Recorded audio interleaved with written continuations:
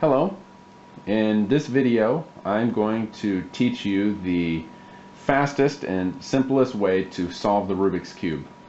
That is to take a cube that looks like this and convert it so that it looks like this, where you have the same color on each face. Now just a small piece of advice to you before you get started. There's going to be a series of steps that I'm going to lead you through. My personal advice is that you don't try to memorize all of the steps at once, but rather you will go through step by step. You will learn the first step and you will practice it until you have the first step down before moving on to step 2, and continue to do that until all of the steps are memorized.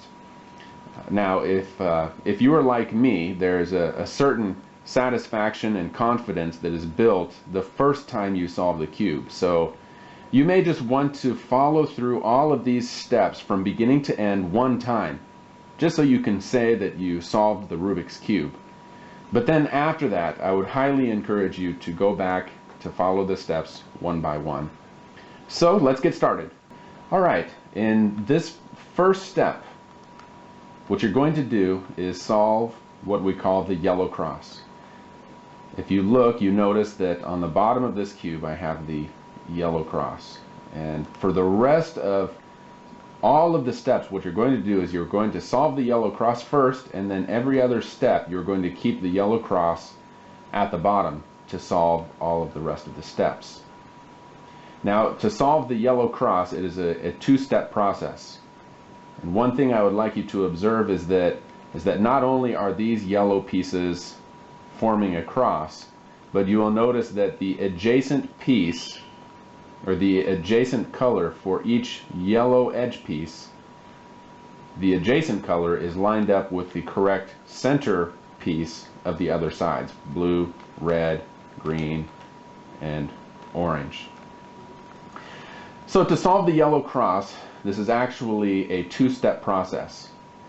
And in the first step, what you're going to want to do is you want to identify the yellow center piece. The center pieces do not move. It is only the edge pieces and the corner pieces that move.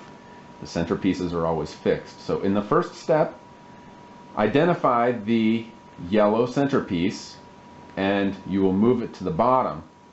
And you will make sure that the other yellow, all of the yellow edge pieces are on the top.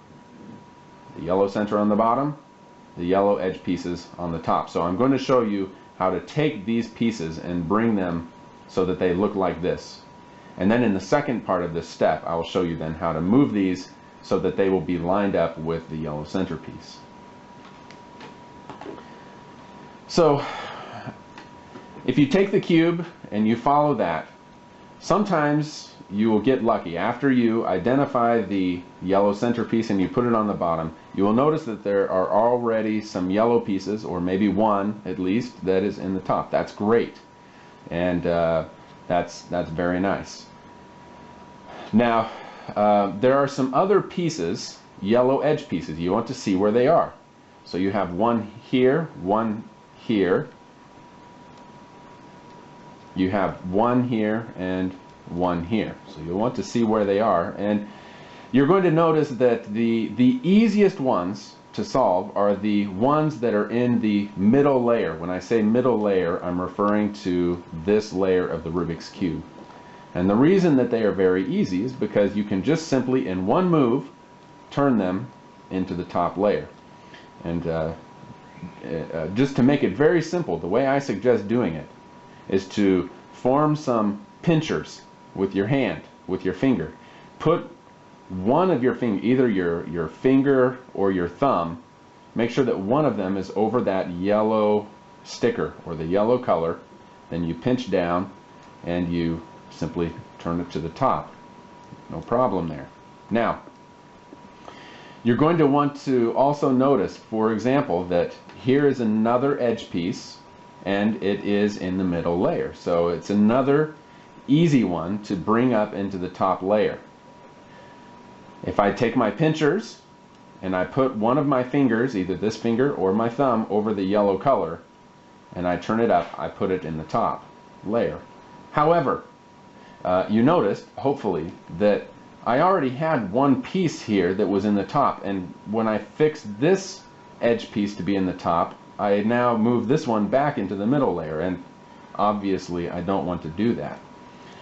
So before I move this one into the top, it's very easy. I can put my pinchers here, but before I turn it, I will use the index finger of my opposite hand to turn the top, to rotate the top layer until I can have a piece in this place where I want the yellow piece to be that is not already yellow. So if my top layer was configured like this and I move this up, obviously I don't want to do that. If it was like this, I have another yellow piece. So it's very simple. Just rotate the top layer with your opposite index finger. I have my pinchers with my thumb over the yellow sticker. With my opposite hand, I will just use my index finger to rotate the top until the destination of that piece is not already yellow, and then I turn it up. Okay? Now, so I talked about the ones that are already fixed, the yellow pieces, the edge pieces that are already in their destination on the top, and I talked about the edge pieces that are very easy to put in the top. Now, also the ones that are on the bottom, these are also very easy, because once again I just form my pinchers and I put either my finger or my thumb over that yellow piece, and I can turn it directly up into the top layer. Very easy. So the ones that are already next to the yellow center piece on the bottom, if I turn it up and I see that, I can just put my thumb over it, form my pinchers, and turn it into the top layer. But once again, as always, as you're going through this, if my top layer was positioned like this, where there was a yellow sticker here, so when I form my my pinchers, hold on. So when I want to put this sticker in the top and I form my pinchers, if there's already a yellow sticker on the top, it's the same procedure as before. I leave my pinchers here, but I use the index finger of my opposite hand to turn the top layer so that now this piece is not yellow. I can now turn that piece that was next to the yellow, and I turned it up to be in the top layer. So the easy pieces to do are the ones that are already there, the ones that are in the middle layer, and the ones that are already adjacent to the yellow centerpiece. The difficult yellow edge pieces are the ones that are in the first layer and the bottom layer, but they're on the face of the cube, not on the bottom and the top, respectively. So these are the hard ones, and it requires a set of moves in order to get them into the top layer, but it's not that difficult. What you want to do is first move them so that they will be in the middle layer. So let's look at this piece right here. And so to put this piece in the middle layer, I will form my pinchers again, but this time when I hold it, I'm not putting my finger on the yellow piece. I'm putting it on the adjacent color, and I twist the cube. And now you see I've actually moved both of these pieces into the middle layer. So if you have a piece that is on the face of the cube, not on the top or the bottom, if the yellow edge piece is on the face, what you want to do is just to make sure that you put it in the middle layer. Even if it's in the top layer or the bottom layer, you just want to turn it so that it will be in the middle layer. Now I can put the yellow piece into the top layer. I form my pinchers, I put my finger over the yellow sticker, I make sure that in the top there's not already a yellow sticker there, which in this case there is. So once again I rotate the top, and then I put the yellow sticker up. This is the last one. I form my pinchers, I cover the yellow sticker, I make sure that there's not a yellow sticker here. In this case there is, so I have to turn my top layer so that that is a non-yellow sticker. And I rotate the yellow sticker using my pinchers up into the top layer, and there you have it. You've completed the first step of the yellow cross by placing the yellow edge pieces in the top while the yellow centerpiece is in the bottom. What you now want to do is to take the edge pieces and put them down next to the yellow centerpiece. But before you put it down, look at the adjacent color of the edge piece. The top will be yellow, the adjacent color is going to be something else. Take that color and line it up with its corresponding centerpiece. See, in this case the centerpiece is orange, so I have to rotate the top now until this piece, the color, lines up with the appropriate color of the centerpiece. Then I take my pinchers, I can put my finger over the yellow sticker and rotate it 2 times. Now you will see that that piece is lined up, the yellow edge piece is lined up with the yellow centerpiece, and the adjacent color is also matched up with the correct centerpiece. And you go through that with each one. This one is already lined up for me.